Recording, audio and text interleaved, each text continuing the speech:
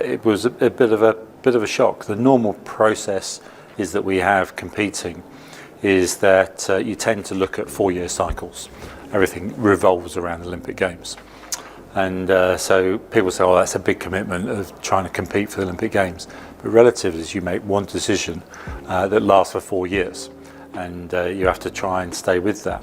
And so this was after the first year of that process, so 3 more years towards the Sydney Olympics. The Sydney Olympics was going to be my 5th Games. So I had competed at the highest level. I had won Olympic gold medals as a non-diabetic. And then being diagnosed as a diabetic is that, first of all, I thought my career was over. I thought that was it. My grandfather had diabetes. I didn't know him very well. I was very young.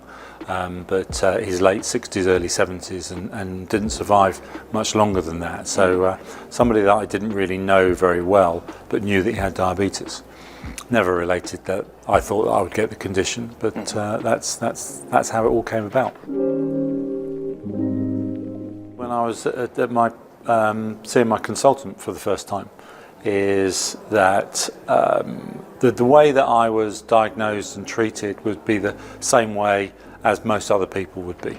The only difference is the process was probably a little bit quicker than the most process. So I came back from training for the first day of training. We trained 49 weeks a year. We'll train sort of 2, 3, sometimes 4 sessions in a day, 7 days a week for 49 weeks a year. We'll get a day off once every 3 weeks. So it's pretty intensive. But we have 3 weeks off after a World Championships before then we start getting back into it. So this was the first day of getting back into it. Went to Henley-on-Thames where we trained, did 2 medium sessions because it's not normally a killer first day back, and went home and felt quite thirsty. And so I drank a few litres of fluid, and thinking something's not quite right here. It's not unusual to be thirsty after training, but not this much. Yeah. And my wife is the team doctor, as also as involved as the British Olympic team doctor. She was at work, so I rang her up and said that I've got this thirst. And when you're away on hot training camps, you have of urine dipsticks that you test every morning, and there's probably 6 or 7 different pads on these dipsticks. But why we're doing it is of testing the pH every morning. As a hindsight, did you drink enough fluid the previous day?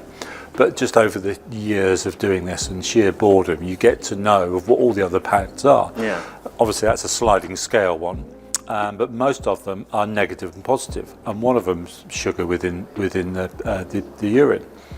And I don't know why, but we had some of these kicking around the house. I did my own test. It came out positive. I didn't relate that to being diabetic. So I phoned my wife up. She said, I think you should go and make an appointment with your GP. So the following morning, I was able to get to see him. They did some blood tests. My blood sugar levels were through the roof. And he said, you need to go off and see the specialist. I was able to see the specialist on that day. That's where my treatment is quite a little bit different to the average person in the UK.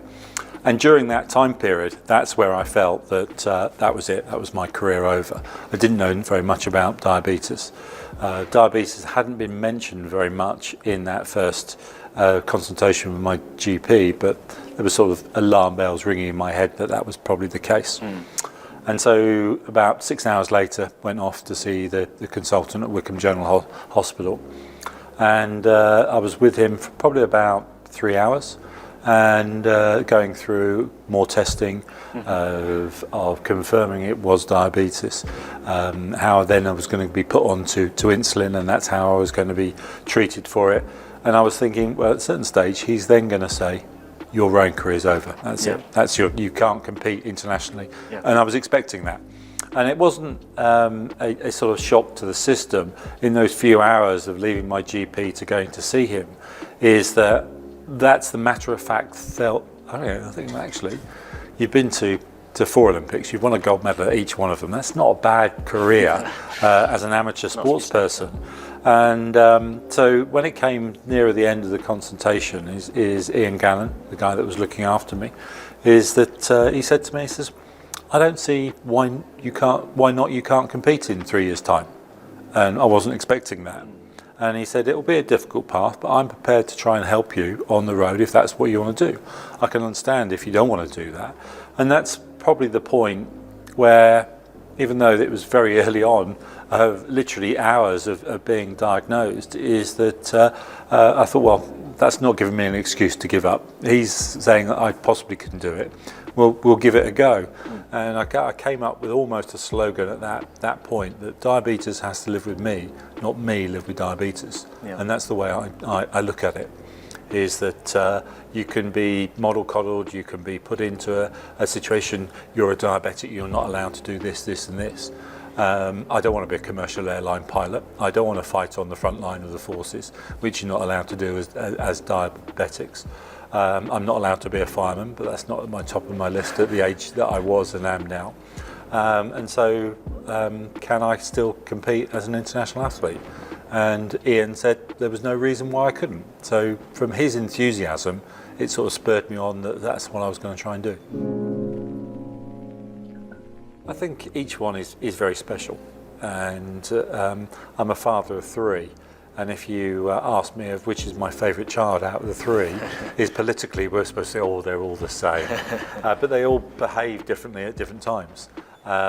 Different sort of personality, and that's what the Olympics are. It's not about that that day that you race your final. It's not about that moment that you get the medal around your neck. It's the 4 years of preparation, hard sacrifice, hard graft, a lot of commitment, and so each one has its own of marks in its own unique way. And Sydney was probably the toughest one because of the challenges that I was coming across. But it was just part and parcel of it. So I can't say that was more special than the first one. Yeah. If I had my arm twisted, I'd probably say the first one was more special. Yeah. Because the first one is that you have the dream to become Olympic champion, and it's that dream becoming reality. The ones after that, all very special. But because you've done it once before, there's no reason why you can't do it again. Obviously, having diabetes and of the issues that you have to deal with to try and get to the level to be able to compete was tough, and it has its own challenges.